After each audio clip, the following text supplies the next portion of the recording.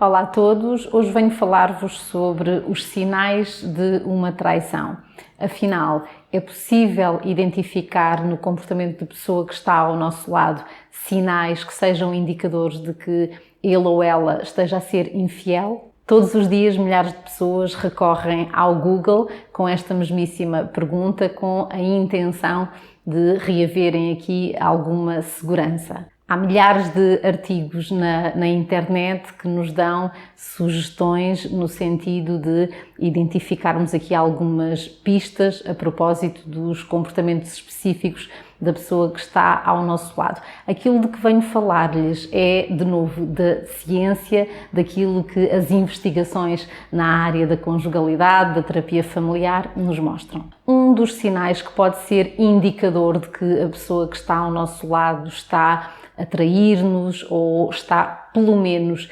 emocionalmente, a distanciar-se de nós, tem a ver precisamente com a sua incapacidade para dar resposta às nossas tentativas de conexão, às nossas tentativas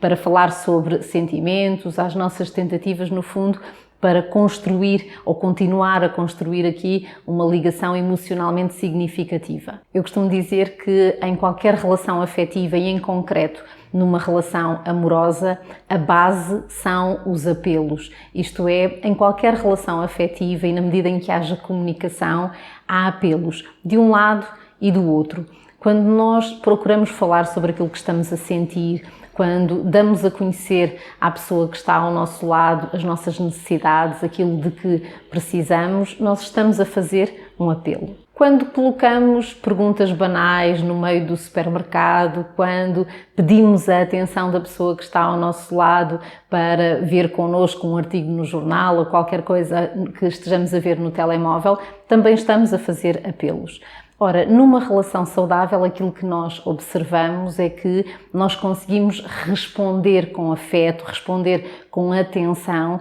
à maioria dos apelos da pessoa que está ao nosso lado. Em concreto, nós conseguimos responder a mais de 80% dos apelos da pessoa de quem nós gostamos. Pelo contrário, quando nós ignoramos ou desprezamos a maior parte dos apelos da pessoa que está ao nosso lado, isso é efetivamente um indicador de que nós já não estamos com os dois pés naquela relação e pode ser um indicador de que estejamos efetivamente a sentir-nos atraídos por outra pessoa ou eventualmente já a iniciar essa relação. Outro sinal claro de que possa existir uma relação extraconjugal ou de que pelo menos um dos membros do casal possa estar em vias de o fazer tem a ver com as comparações e, em concreto, com as comparações negativas com terceiras pessoas, sejam elas reais ou imaginadas. Aquilo que acontece numa relação saudável é que nós valorizamos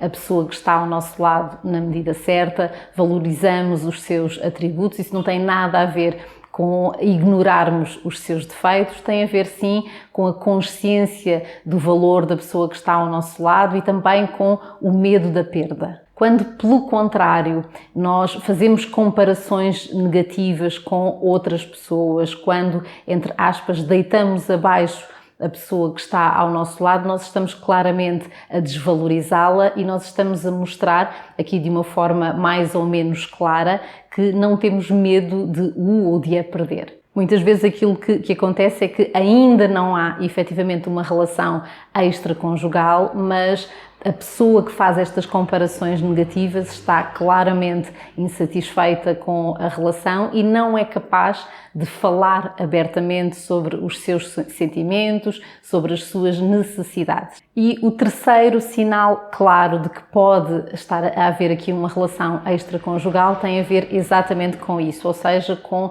a dificuldade, com a incapacidade em falar sobre os próprios sentimentos. Se a pessoa que está ao nosso lado fala muito pouco ou nada sobre aquilo que sente e, sobretudo, se mostrar incapaz de falar abertamente sobre aquilo que o ou a incomoda no que diga respeito à relação, se revelar incapaz de falar abertamente sobre aquilo que lhe desagrada nos nossos comportamentos, e não estou a referir-me naturalmente às pequeninas coisas, estou a referir-me àquilo que causa mais desagrado, àquilo que mexe connosco. Quando há essa dificuldade, quando há essa incapacidade, isso pode ser indicador de que aquela pessoa já não está inteiramente naquela relação. Em jeito de resumo e comparando aqui uma relação saudável com uma relação em risco de haver uma relação extraconjugal ou mesmo em risco de separação, nós podemos olhar para a seguinte metáfora. Numa relação, nós podemos